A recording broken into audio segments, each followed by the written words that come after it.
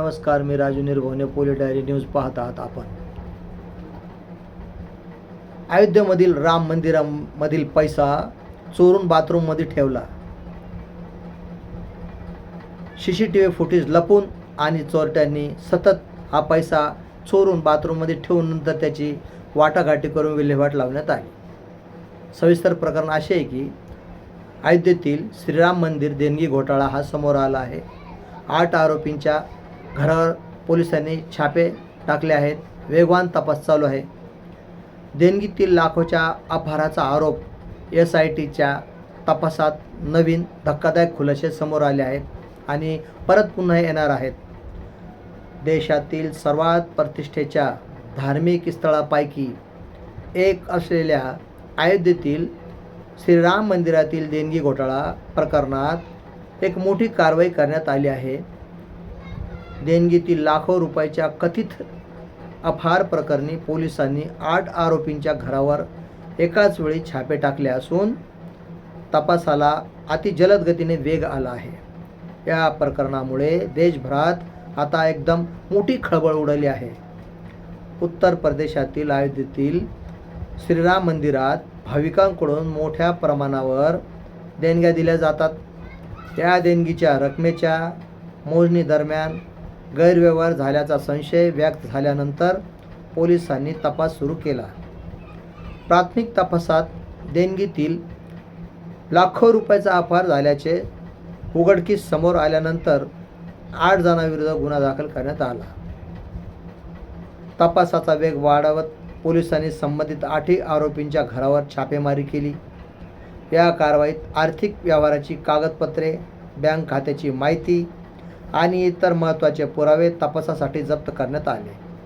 आरोपींच्या मालमत्तेची चौकशी सुरू करण्यात आलेली आहे. तपासादरम्यान देणगी मोजणी प्रक्रियेत सहभागी काही कर्मचाऱ्याबरोबर काही बँक अधिकाऱ्यांच्या भूमिकेचीही चौकशी केली जात आहे.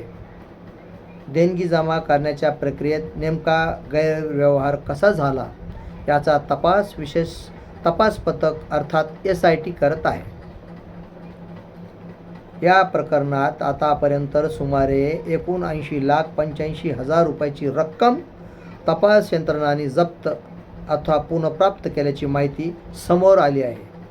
तसेच CCTV फुटेज आणि आर्थिक व्यवहाराच्या आधारे तपास अधिक तीव्र करण्यात आला आहे.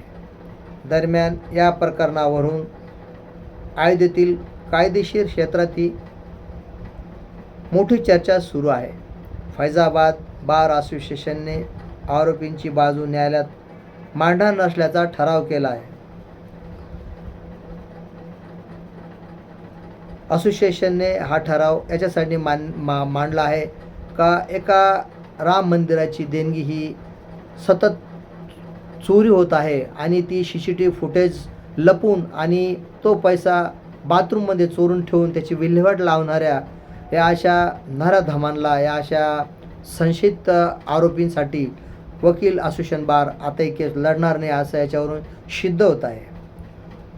असोसिएशनने आरोपीची बाजू न्यायालयात मांडणार नसल्याचा ठराव केला असून ठरावाचे उल्लंघन करणाऱ्या वकिलावर कारवाई करण्याचा सुद्धा इशारा दिला आहे.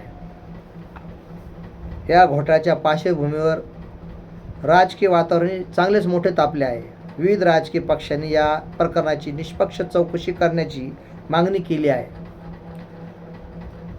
काहींनी केंद्रीय तपास यंत्रणेकडून चौकशी व्हावी अशी मागणी जोर धरू लागली आहे. तपास SIT मार्फत सुरू आहे.